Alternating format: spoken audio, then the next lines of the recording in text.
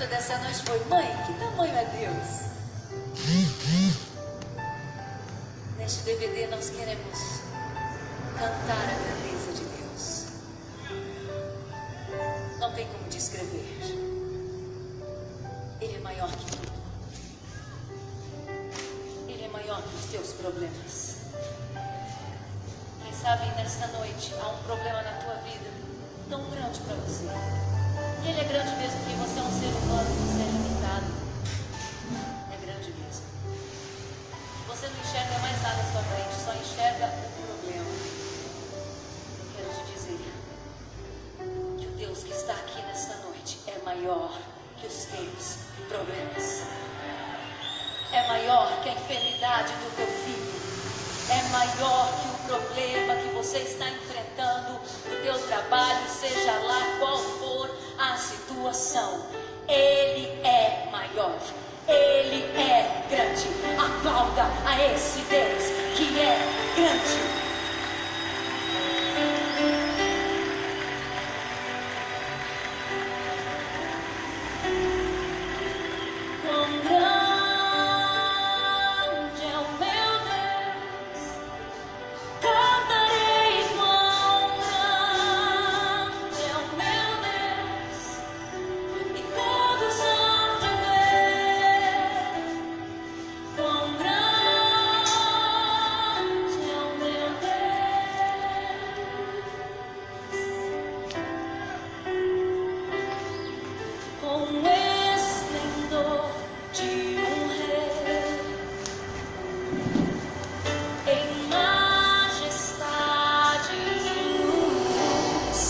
Faz a terra se alegrar, faz a terra se alegrar. Ele é a própria luz, e as trevas vão fugir. Muito bom dia, eu me chamo Juliano Fernandes, falo ao vivo de Fortaleza, capital do Ceará. E gostaria de, nesse momento, lhe convidar para logo mais à meia-noite de hoje, fazermos junto o quadro Momento com Deus, onde a palavra que é ministrada vem do coração de Deus e não do coração dos homens. Abra sua Bíblia no livro de Mateus, a partir do capítulo 24, do 1 adiante. Diz assim a palavra do Senhor: E quando Jesus ia saindo do templo, aproximaram-se dele seus discípulos, para lhe mostrarem a estrutura do templo. Jesus, porém, lhe disse: Não verdes tudo isso? Em verdade vos digo, que não ficará aqui pedra sobre pedra, que não será derrubada. E estando assentado no Monte das Oliveiras, chegaram-se a ele os seus discípulos, em particular, dizendo: Dize-nos, quando serão essas coisas? Que sinais haverás da tua vinda e do fim do mundo? Jesus respondendo disse-lhe: Acautelai-vos que ninguém os engane, porque muitos virão em meu nome, dizendo: Eu sou Cristo, e enganarão a muitos. E ouvirão de guerras, de rumores de guerras. Olhai vós, não assusteis, porque é misto que isso tudo aconteça, mas ainda não é o fim, porquanto se levantarão nação contra nação, reino contra reino, e haverá fome, peste, terremotos em vários lugares. Mas todas estas coisas são os princípios das dores. Então vos hão de entregar para seres atormentados, amatai-vos e serão odiados de todas as gentes, por causa do meu nome.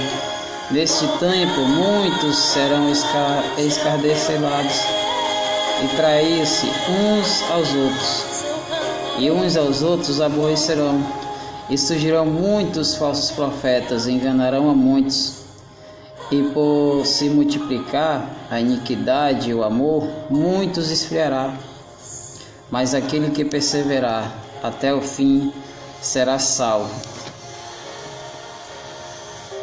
Oremos. Maravilhoso Deus, Pai Celestial, Senhor da Glória, neste momento, Senhor, eu entro em Tua presença para Te agradecer, Pai, por mais um dia de vida que nos concede. Senhor, visita cada um desses irmãos que nos acompanham neste momento. Tu sabe das suas necessidades, Pai, Tu sabe de tudo o que eles precisam. Honra Teus servos, Senhor. Se a necessidade for financeira, Senhor, supre a necessidade. Mas se eles tiverem apenas necessidade de ouvir a Tua palavra, Senhor, abre a mente de Teus servos para que a Tua vontade seja feita por todo mundo. Desde já eu agradeço a oportunidade. Amém. Irmãos, a palavra que eu acabei de ler, a Bíblia, ela relata muito claro o que Jesus queria com os seus discípulos.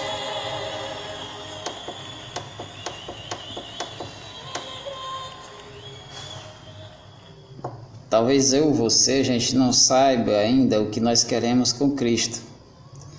Mas o que Jesus quer de nós é que nós amemos uns aos outros assim como Ele nos amou. E o capítulo 24 aqui do livro de Mateus, ele é bem claro. Quando Jesus inicia no versículo 1 com essa palavra: Jesus saindo do templo aproximando-se deles os seus discípulos, mostrar-lhe a estrutura do templo. Jesus, porém, lhe disse: não tende tudo isso, em verdade vos digo que não ficará pedra sobre pedra que não seja derrubada.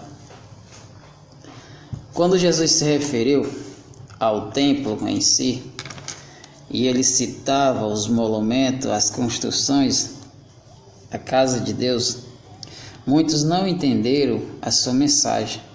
Talvez até nos dias de hoje nós não compreendemos a que templo ele se referia. Ele não se referia à igreja construída por mão de homens. Ele não se referia aos monumentos feitos de pedras, tijolos e outras coisas. O templo a qual Jesus se referia era o seu próprio corpo, que seria entregue na mão de seus inimigos, que seria morto, que seria destruído. 3 dias seria o tempo que Jesus levaria para reconstruir tudo. A Bíblia relata nesse mesmo evangelho que Jesus, ele saiu para orar numa quarta-feira. Jesus, ele reforçava a sua oração na quinta-feira. E na sexta-feira, conhecida como Sexta-feira da Paixão, foi que veio a morte e a crucificação de Cristo. Todos os seus discípulos escolhidos por Jesus, eles eram homens destemidos. Eles eram homens escolhidos por Deus para assumir a sua missão. Só que talvez eles não ainda tenham compreendido para que Jesus o chamou.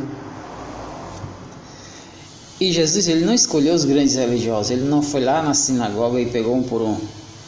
Ele escolheu pescadores, cobradores de impostos, pessoas que ninguém dava nada por elas. Talvez eu, você, hoje, nós sejamos essa linhagem de discípulos de Jesus. Talvez nós sejamos os apóstolos, os evangelistas, pessoas que escolhidas por Deus para levar essa palavra adiante. Mas por que que o mundo rejeita essa palavra? Por que que as pessoas amam mais o mundo do que a Deus? Todavia, se as pessoas amassem a Jesus da forma como ele tem que ser amado, como ele merece ser reverenciado, existiria mais evangélicos no mundo, existiria mais crentes no mundo. E o que a gente vê é um mundo cheio de guerras, rumores, traições, nação se levantando contra nação, como Jesus cita nessa passagem. Isso sempre existiu desde os dias da criação do mundo. Nós vemos muitos homicídios no dia de hoje. E o primeiro homicídio, Caim matou Abel por inveja, porque Deus abençoava mais Abel do que a Caim. A terra que Caim plantava, ela era pó e não dava fruto nenhum, e as terras de Caim era festa. Deus, ele sempre escolhe um para seguir a sua linhagem de vencedores. Deus, ele sempre escolhe uma pessoa para ser abençoada por ele. E hoje à noite nós vamos ministrar um pouco sobre a Arca de Noé, sobre como que aconteceu o dilúvio, após o dilúvio e depois do dilúvio. E aquela época ela não era muito difícil dos dias de hoje, não. Mas quando se aproximava o tempo em que Jesus seria entregue nas mãos de seus inimigos, talvez os discípulos eles começaram a se pensar: qual de nós vai fazer isso? Será que sou eu? Dizia Pedro. Será que sou eu? Dizia João. Ou será que sou eu? Dizia Tomé. E quando Jesus ele é traído por Judas, entregue nas mãos de seus inimigos, eis que Pedro, passeando escondido, enquanto Jesus passava por todo aquele sofrimento, e ele foi reconhecido pela certa mulher que estava lá no local, e Pedro ele nega a Jesus na maior cara lisa, na maior cara assim de pau mesmo, como diz nos dias de hoje. Talvez se nós parássemos para pensar e analisasse o seguinte: se Jesus tivesse sido traído por Tomé, talvez fosse normal, porque ele só acreditaria no que vê. Se Jesus fosse negado por Judas Iscariote, talvez seria normal, porque ele foi o traidor. Talvez se Jesus fosse negado por André, por ser um homem simples e ter medo da reação dos homens, talvez fosse normal. Mas Jesus foi negado por Pedro, o que se dizia o mais valente entre os discípulos. Aí nós começamos a pensar: mas por que Pedro nega a Jesus? Se esse Jesus fez dele pescador de homem, se esse Jesus pediu para que ele caminhasse sobre as águas, e esse Jesus não permitiu que Pedro afundasse, mas Pedro acabou afundando por ter a fé fraca, e acabou negando a Jesus por não acreditar no Filho do Homem.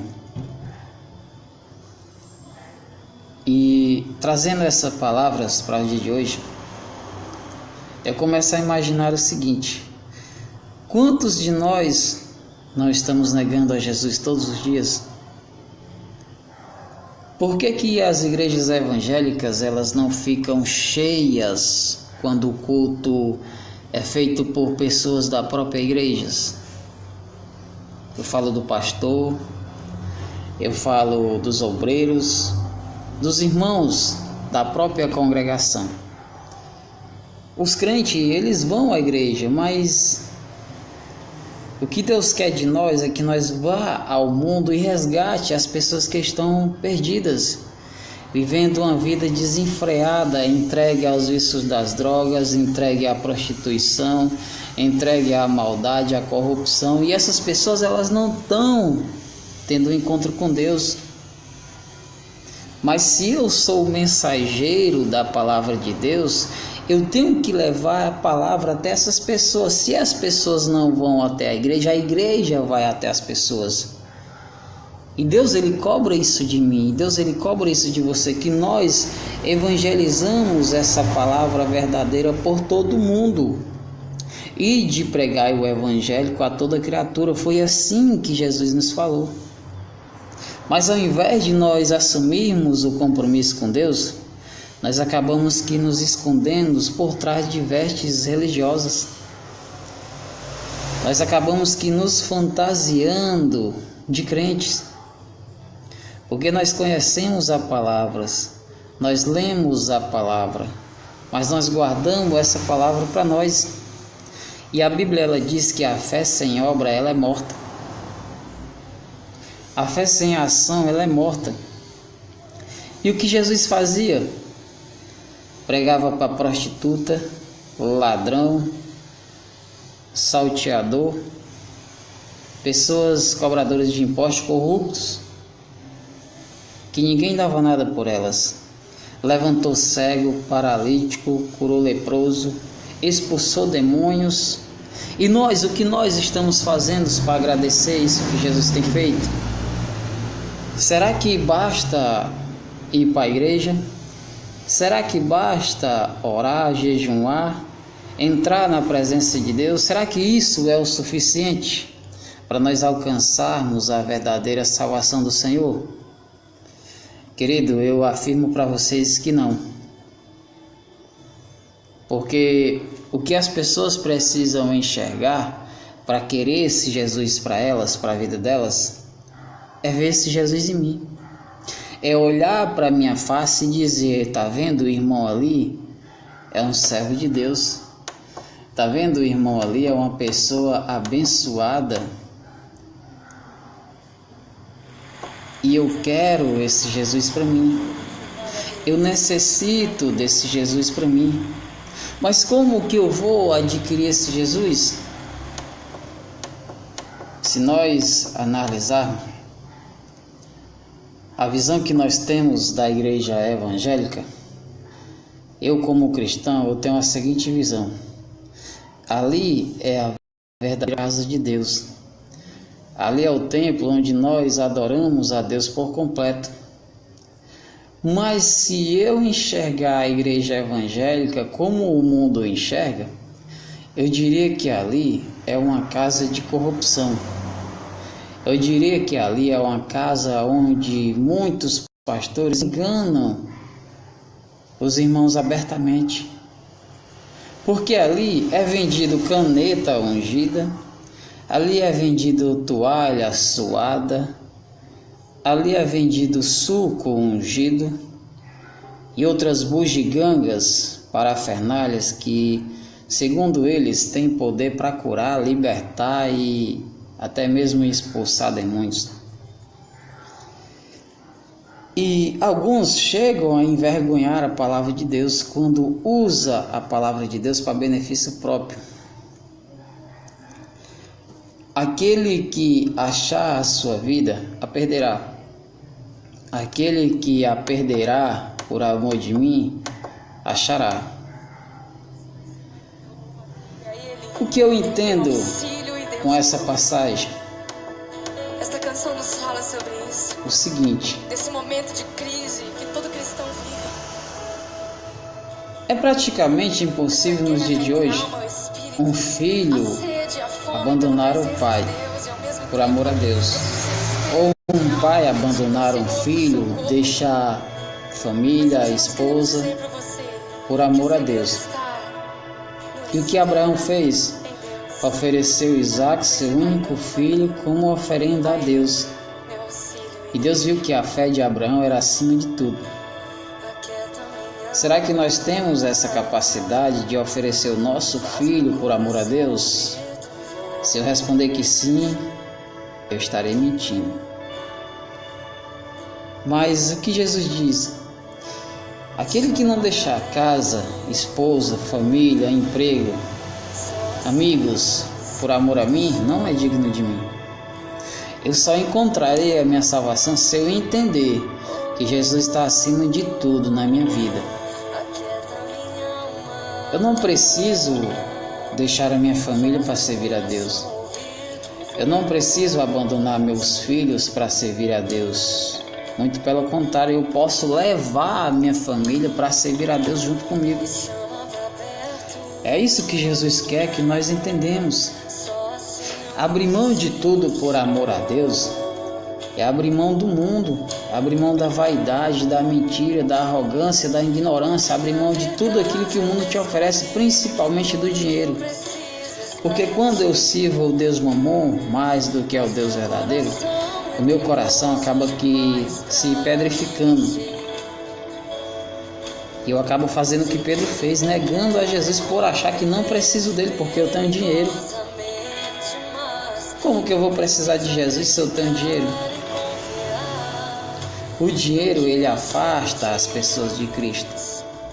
Eu não estou falando de religião, pouco me importa a igreja que você frequenta, pouco me importa a religião que você frequenta, se é evangélico, católico, espírita, serve a Maomé, serve a Baal, Deus de barro, ou idolatra vacas, como faz em alguns países, bezerros de ouro, pouco me importa. Estou falando da pedra que foi edificada na rocha. Eu estou falando do Cristo que ressuscitou ao terceiro dia, que deu a vida por mim. Eu estou falando do Cristo, do verdadeiro amor, da verdadeira palavra de Deus. E quando eu começo a discutir religião, eu não conheço a Jesus. Porque se eu conhecesse, eu não discutia. Quando eu cito o versículo para dizer que a minha religião é melhor que a sua, eu estou sendo medíocre. Eu estou sendo hipócrita. A Bíblia diz que um viajante, ele acabou sendo entregue nas mãos de salteadores. E ele foi espancado, foi humilhado, ficou quase morto, levaram todos os seus pertences. E por ali passava um sacerdote. Olhou, mas fingiu que não viu. Depois passou um levita, olhou e fingiu também que não viu. O sacerdote e o levita são religiosos, conhecem a religião por completo. O sacerdote, ele conhece todas as leis de Moisés, como foi citado na passagem que aquela mulher, levaram aquela mulher à presença de Jesus. A lei de Moisés nos ensina que tais mulheres devem ser apedrejadas. Esse é o conhecimento que adquiriu o sacerdote, que anda se escondendo por trás de vestes religiosas. O levita, quando ele alcança a idade de 30 anos, ele dedica a sua vida a Deus, às obras da igreja. Eu vi um padre afirmar que a igreja está acima da palavra, que a igreja está acima das escrituras. Chegou a ser ridículo escutar uma afirmação dessa. Não há nada nessa terra que esteja acima da palavra, que esteja acima de Jesus. Levantaram-se muitos deuses, mas só Jesus foi capaz de dar a vida por mim. E se eu sei disso, eu tenho que acreditar que esse Jesus morreu por mim e por todos. E ele prometeu que iria voltar. E se ele voltasse hoje, eu estaria preparado para recebê-lo? Isso tem que ser analisado. Será que da forma que eu estou vivendo, da forma que eu estou servindo a Deus é a mais correta possível? Será que eu respeito meus irmãos? Respeito pai e mãe? Será que eu respeito as leis dos homens? Será que Jesus está acima de tudo na minha vida, inclusive da minha vaidade, da minha própria condição financeira? Será que eu tenho medo da morte? Ou será que eu quero alcançar a vida eterna? Quem encontrar a sua vida, perderá. Quem perder a sua vida por amor de mim, encontrará. Largue tudo por Jesus. Não faça mais as obras do mundo, faça somente a vontade de Deus, porque Ele amou o mundo de tal maneira que deu seu único Filho unigênito para todo aquele que nele crê e não pereça, mas tenha a vida eterna. Acredite no potencial que Cristo colocou em você. Seja um verdadeiro cristão, apresente Jesus para as pessoas. Mostre esse Jesus que há dentro de você, coloque esse Jesus para fora. Não importa se a pessoa matou, se prostituiu, não importa se a pessoa rouba ou se trafica, se usa droga, não importa. A sua missão é de levar o evangelho para toda criatura. E não se preocupe com o que vai acontecer com a sua vida, porque se você buscar primeiramente o reino de Deus e a sua justiça, as demais coisas elas serão acrescentadas num piscar de olhos. Quer dinheiro? Peça trabalho.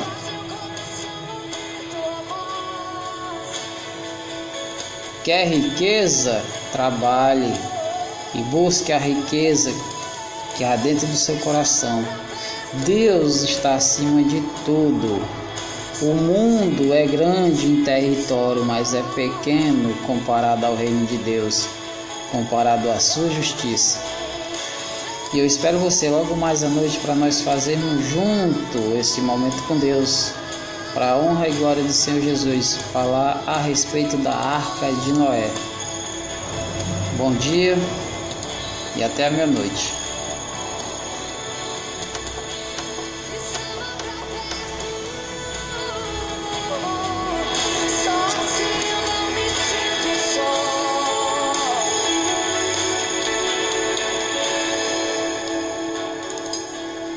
Na verdade eu descobri que tudo que eu preciso está em ti.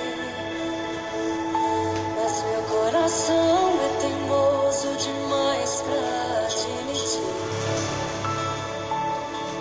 Sei que depender é como viver perigosamente, mas eu preciso acreditar e confiar no que você me diz.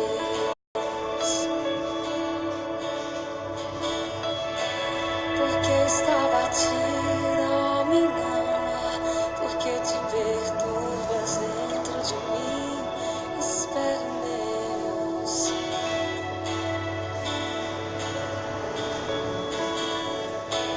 Porque está batida, ó minha alma, porque te perturbas dentro de mim. Espere em Deus.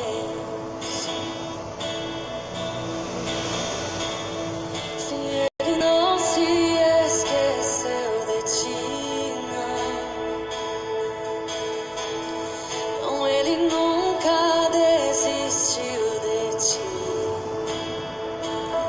Espera.